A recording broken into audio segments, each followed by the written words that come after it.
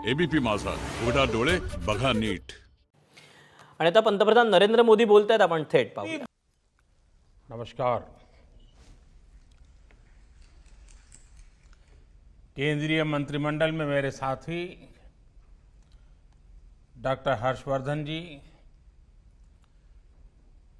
Principal scientific adviser doctor Vijay Raghavan जी, CSIR के मुखिया doctor Shekhar Shri Mande जी, विज्ञान जगत के अन्य सभी महानुभाव, देवी और सज्जनों, नेशनल फिजिकल लेबोरेटरी की प्लेटिनम जुबिली समारोह की आप सभी को बहुत बहुत बधाई. आज हमारे वैज्ञानिक नेशनल एटॉमिक टाइम स्केल और भारतीय निर्देशक द्रव्य प्रणाली राष्ट्र को समर्पित कर रहे हैं और साथ ही देश की पहली नेशनल एनवायरमेंटल स्टैंडर्ड्स लेबोरेटरी का शिलान्यास भी हुआ है. नए दशक में ये शुभारंभ देश का गौरव बढ़ाने वाले हैं. साथियों, नया साल अपने साथ एक और बड़ी उपलब्धि लेकर आया है. भारत के वैज्ञानिकों ने एक नहीं, दो made in India Covid vaccine विकसित करने में सफलता पाई है. भारत में दुनिया का सबसे बड़ा कोविड वैक्सीन प्रोग्राम भी शुरू होने जा रहा है. इसके लिए देश को अपने वैज्ञानिकों के योगदान पर बहुत गर्व है. हर देशवासी आप सभी वैज्ञानिकों का, टेक्नीशियनों का, सबका कृतज्ञ है. साथियों, आज उस समय को भी याद करने का दिन है जब हमारे वैज्ञानिक संस्थानों ने, आप सब ने कोरोना से मुकाबले के लिए वैक्सीन को विकसित करने के लिए दिन रात एक कर दिया. सीएसआईआर समेत अन्य संस्थानों ने एक साथ आकर हर चुनौती का सामना किया, नई नई परिस्थितियों के समाधान तलाशे. आपके इस समर्पण से आज देश में अपने इन साइंस इंस्टीट्यूशंस के प्रति जागरूकता और सम्मान का एक नया भाव पैदा हुआ है. हमारे युवा आज सीएसआईआर जैसे संस्थानों के बारे में और ज्यादा जानना समझना चाह रहे हैं. इसलिए मैं चाहूंगा कि सीएसआईआर के वैज्ञानिक देश के ज्यादा से ज्यादा स्कूलों के साथ, छात्र छात्राओं के साथ संवाद करें. कोरोना काल के अपने अनुभवों को और इस शोध क्षेत्र में किए गए कामों को नई पीढ़ी से साझा करें. इससे आने वाले कल में आपको युवा वैज्ञानिकों की नई पीढ़ी तैयार करने में, उन्हें प्रेरित करने में बड़ी मदद मिलेगी. साथियों, थोड़ी देर पहले 7.5 दशक की आपकी उपलब्धियों का यहां जिक्र हुआ है. इन वर्षों में इस संस्थान की अनेक महान विभूतियों ने देश की उत्तम से उत्तम सेवा की है. यहां से निकले समाधानों ने देश का पथ प्रशस्त किया है. सीएसआईआर एनपीएल ने देश के विकास के साइंटिफिक एवोल्यूशन और इवैल्यूएशन दोनों में अपना अहम रोल निभाया है। बीते सालों की उपलब्धियां और भविष्य की चुनौतियों पर चर्चा के लिए आज यहां कॉन्क्लेव भी हो रहा है। साथियों, आप जब पीछे देखते हैं तो आपकी शुरुआत गुलामी से बाहर निकले भारत के नवनिर्माण के लिए की गई थी। समय के साथ आपकी भूमिका में और विस्तार हुआ है। अब देश के सामने नए लक्ष्य हैं, नई मंजिलें भी हैं। देश वर्ष 2022 में अपनी स्वतंत्रता के 75 वर्ष पूरे कर रहा है। वर्ष 2047 में 2047 में हमारी आजादी के 100 वर्ष होंगे। इस टाइम पीरियड में हमें आत्मनिर्भर भारत के नए संकल्पों को ध्यान में रखते हुए नए मानकों, नए पैमानों, न्यू स्टैंडर्ड्स, न्यू बेंचमार्क्स को गढ़ने की दिशा में आगे बढ़ना ही है। साथियों, सीएसआईआर एनपीएल तो भारत का एक प्रकार से टाइम कीपर है, यानी भारत के समय की देखरेख व्यवस्था आपके ही जिम्मे है। जब समय की जिम्मेदारी आपकी है तो समय का बदलाव भी आपसे ही शुरू होगा। नए समय का, नए भविष्य का निर्माण भी आपसे ही दिशा पाएगा। साथियों, हमारा देश दशकों से क्वालिटी और मेजरमेंट के लिए विदेशी स्टैंडर्ड्स पर निर्भर रहा है, लेकिन इस दशक में भारत को अपने स्टैंडर्ड्स को नई ऊंचाई देनी होगी। इस दशक में भारत की गति, भारत की प्रगति, भारत का उत्थान, भारत की छवि, भारत का सामर्थ्य, हमारी कैपेसिटी बिल्डिंग हमारे स्टैंडर्ड से ही तय होंगे। हमारे देश में सर्विसेज की क्वालिटी हो,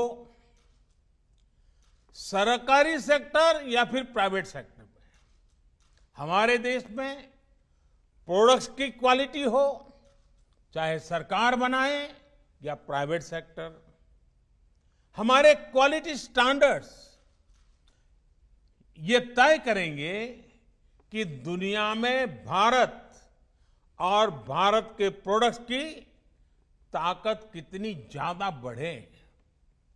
साथियों, ये मेट्रोलॉजी साधारण भाषा में कहें तो मापने नापने की साइंस, ये किसी भी वैज्ञानिक उपलब्धि के लिए भी बुनियाद की तरह काम करती है।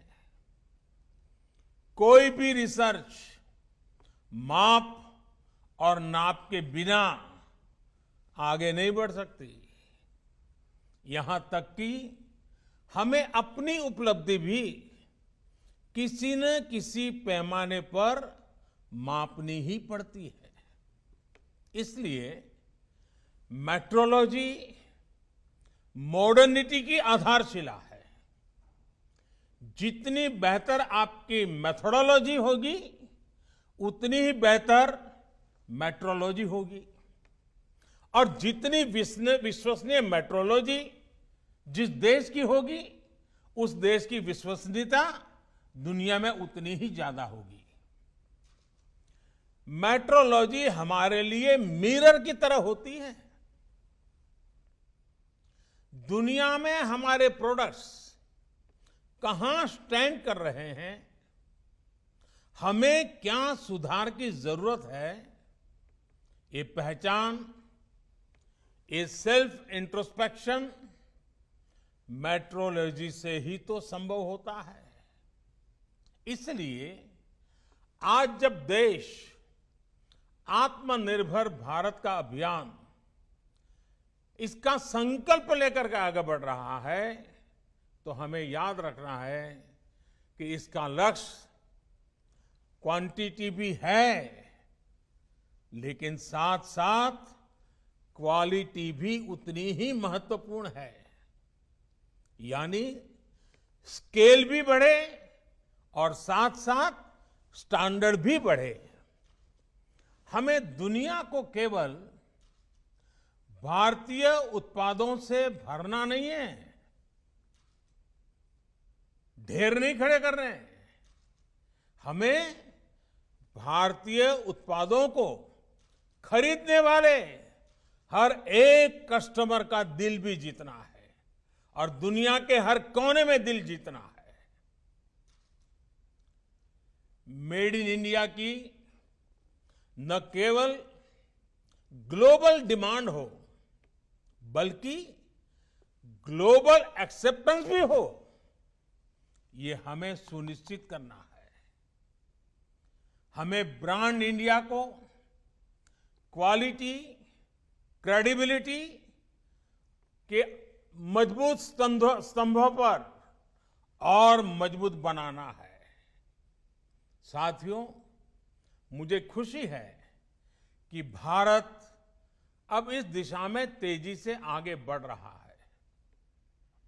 आज भारत दुनिया के उन देशों में है जिनके पास अपना नेविगेशन सिस्टम है। नाविक से भारत ने ये उपलब्धि हासिल करके दिखाई है। आज इसी और एक और कदम बढ़ा है। आज जिस भारतीय निर्देशक द्वारा लोकार्पण किया गया है, यह हमारे उद्योग जगत को क्वालिटी प्रोडक्ट्स बनाने के लिए प्रोत्साहित करेगा। अब food, edible oils, minerals, heavy metals, pesticide, pharma और टेक्सटाइल, ऐसे अनेक क्षेत्रों में अपने सर्टिफाइड रेफरेंस मटेरियल सिस्टम को मजबूत करने की तरफ हम तेजी से आगे बढ़ रहे हैं। अब हम उस स्थिति की तरफ बढ़ रहे हैं जहां इंडस्ट्री रेगुलेशन सेंट्रिक अप्रोच के बजाय कंज्यूमर ओरिएंटेड अप्रोच की तरफ बढ़े। इन नए मानकों से देश भर के जिलों में वहां के लोकल प्रोडक्ट को ग्लोबल पहचान दिलाने का अभियान है। उसको बहुत लाभ मिलेगा। इससे हमारे एमएसएमई सेक्टर को विशेष लाभ होगा, क्योंकि बाहर की जो बड़ी मैन्युफैक्चरिंग कंपनियां भारत आ रही हैं, उनको यहीं पर इंटरनेशनल स्टैंडर्ड्स की लोकल सप्लाई चेन मिलेगी। सबसे बड़ी बात, नए मानकों से एक्सपोर्ट और इंपोर्ट दोनों की क्वालिटी सुनिश्चित होगी। इससे भारत के सामान्य उपभोक्ता को भी अच्छा सामान मिलेगा, एक्सपोर्टर की परेशानी भी कम होगी। यानी हमारा प्रोडक्शन, हमारे प्रोडक्ट्स क्वालिटी में जितने बेहतर होंगे, उतनी ही ताकत देश की अर्थव्यवस्था को मिलेगी। साथियों, अतीत से लेकर वर्तमान तक आप कभी भी देखें, जिस देश ने साइंस को जितना आगे बढ़ाया है, वो देश उतना ही आगे बढ़ा है। ये साइंस, टेक्नोलॉजी और इंडस्ट्री का वैल्यू क्रिएशन साइकिल है। साइंस से कोई आविष्कार होता है तो उसी के प्रकाश में टेक्नोलॉजी विकसित होती है और टेक्नोलॉजी से इंडस्ट्री खड़ी होती है, नए उत्पाद तैयार होते हैं, नए आइटम निकलते थे, प्रोडक्ट निकलते हैं। इंडस्ट्री फिर नए रिसर्च के लिए साइंस में इन्वेस्ट करती है और ये साइकिल नई संभावनाओं की दिशा में आगे बढ़ती जाती है। CSIR NPL ने भारत के इस वैल्यू साइकिल को आगे बढ़ाने में अहम भूमिका निभाई है। आज जब देश आत्मनिर्भर भारत के लक्ष्य को लेकर आगे बढ़ रहा है, तब साइंस से मास मैन्युफैक्चरिंग की इस वैल्यू क्रिएशन साइकिल, इसका महत्व और बढ़ जाता है। इसलिए CSIR को इसमें बड़ा रोल निभाना होगा। साथियों, CSIR NPL ने आज जिस नेशनल एटॉमिक टाइम स्केल उसे जो देश को सौंपा है, उससे भारत नैनो सेकंड यानी 1 सेकंड के 1 अरब हिस्से तक समय को मापने में भी आत्मनिर्भर बन गया है। 2.8 नैनो सेकंड इसका ये एक्यूरेसी लेवल हासिल करना अपने आप में बहुत बड़ा सामर्थ्य है।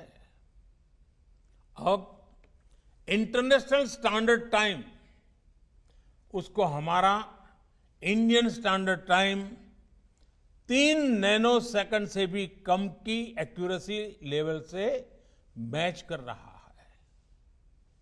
इसमें इसरो सहित हमारे जितने भी संस्थान कटिंग एज टेक्नोलॉजी में काम कर रहे हैं, उनको बहुत मदद मिलने वाली है।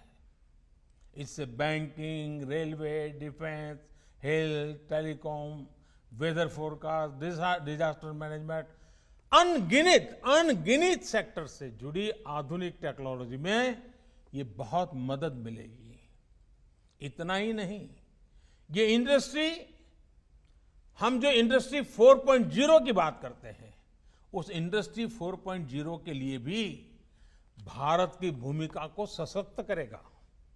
साथियों, आज का भारत पर्यावरण की दिशा में दुनिया का नेतृत्व करने की तरफ बढ़ रहा है, लेकिन एयर क्वालिटी और एमिशन को मापने की टेक्नोलॉजी से लेकर टूल्स तक हम दूसरों पर निर्भर रहे हैं। आज इसमें भी आत्मनिर्भरता के लिए हमने एक बड़ा कदम उठाया है।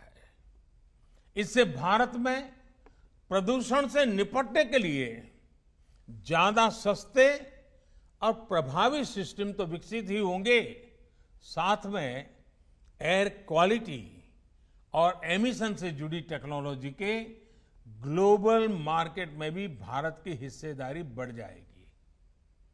हमारे वैज्ञानिकों के ही सतत प्रयासों से भारत आज ये उपलब्धि हासिल कर रहा है। साथियों, किसी भी प्रगतिशील समाज में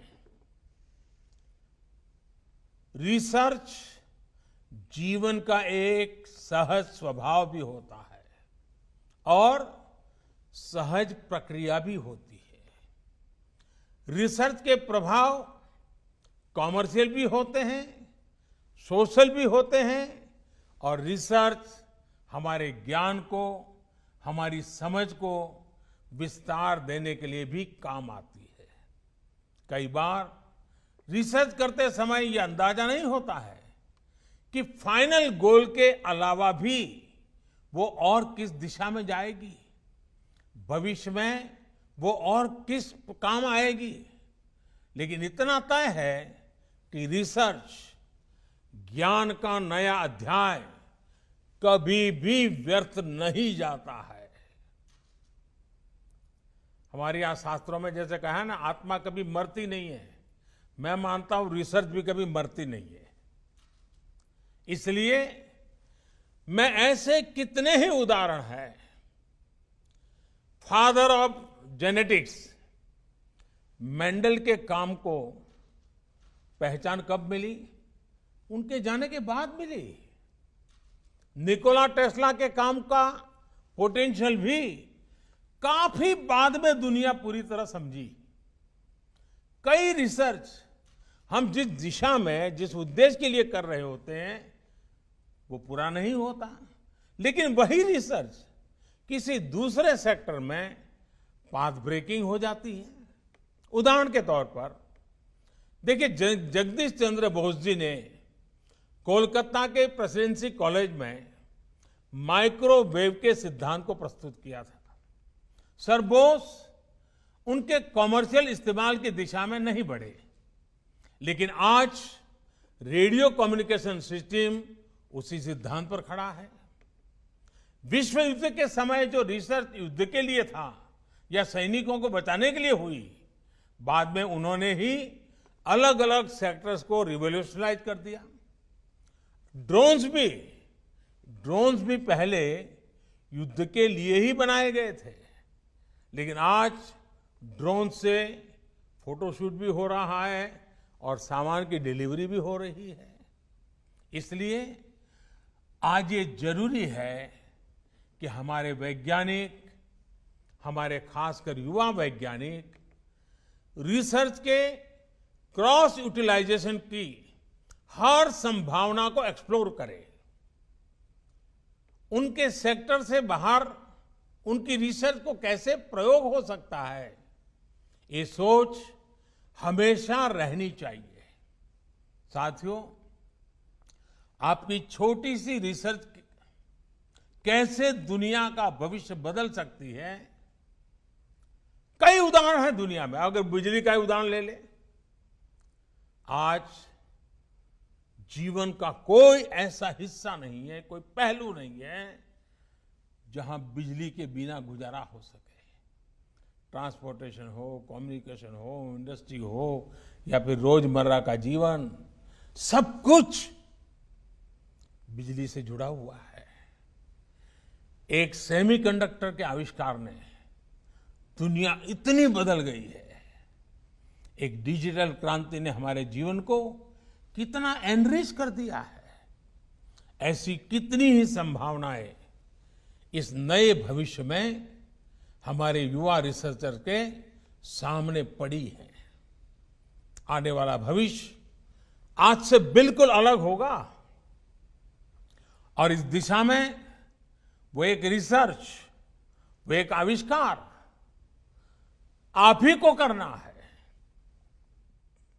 पिछले 6 सालों में देश ने इसके लिए नए सिरे से फ्यूचर रेडी इकोसिस्टम बनाने की दिशा में काम किया है। आज भारत ग्लोबल इनोवेशन रैंकिंग में दुनिया के टॉप 50 देशों में पहुंच गया है। देश में आज बेसिक रिसर्च पर भी जोर दिया जा रहा है और peer reviewed science and engineering publications की संख्या में भारत दुनिया के टॉप 3 देशों में है। आज भारत में इंडस्ट्री और इंस्टीट्यूशंस के बीच कोलैबोरेशन भी मजबूत किया जा रहा है। दुनिया की बड़ी बड़ी कंपनियां भी भारत में अपने रिसर्च सेंटर और फैसिलिटीज स्थापित कर रही है। बीते वर्षों में इन फैसिलिटीज की संख्या भी बहुत ज्यादा बढ़ी है। इसलिए साथियों, आज भारत के युवाओं के पास रिसर्च और इनोवेशन में असीम संभावनाएं हैं। लेकिन आज हमारे लिए जितना इनोवेशन क्रिटिकल है, उतना ही महत्वपूर्ण है इनोवेशन को इंस्टीट्यूशनलाइज करना। ये कैसे हो, इंटेलेक्चुअल प्रॉपर्टी की सुरक्षा कैसे हो, ये भी आज हमारे युवाओं को सिखाना है। हमें ये याद रखना है कि हमारे जितने पेटेंट्स होंगे उनकी यूटिलिटी हमारे इन पेटेंट्स की होगी। हमारी रिसर्च जितने सेक्टर्स में लीड करेगी उतनी ही आपकी पहचान मजबूत होगी, उतना ही ब्रांड इंडिया मजबूत होगा। हम सबको कर्मण्येवाधिकारस्ते मां फलेषु कदाचन के मंत्र से ऊर्जा लेकर कर्म में जुटे रहना है। और शायद इस मंत्र को जीवन में अगर किसी ने उतारा है तो मुझे हमेशा लगता है साइंटिस्टों ने उतारा हुआ है। उनका यही मन रहता है, वो लेबोरेटरी में एक ऋषि की तरह तपस्या करते रहते हैं और कर्मण्येवाधिकारस्ते मां फलेषु कदाचन, कर्म करते रहो, फल मिले या न मिले वो लगा रहता है। आप सिर्फ भारत की साइंस और टेक्नोलॉजी के एक कर्मयोगी नहीं है, बल्कि आप 130 करोड़ से ज्यादा भारतीयों की आशा और अपेक्षाओं की पूर्ति के भी साधक है। आप सफल होते रहें, इसी कामना के साथ आपको नए साल की फिर से बहुत बहुत शुभकामनाएं देता हूं। बहुत बहुत धन्यवाद। एबीपी माझा, उघडा डोळे बघा नीट।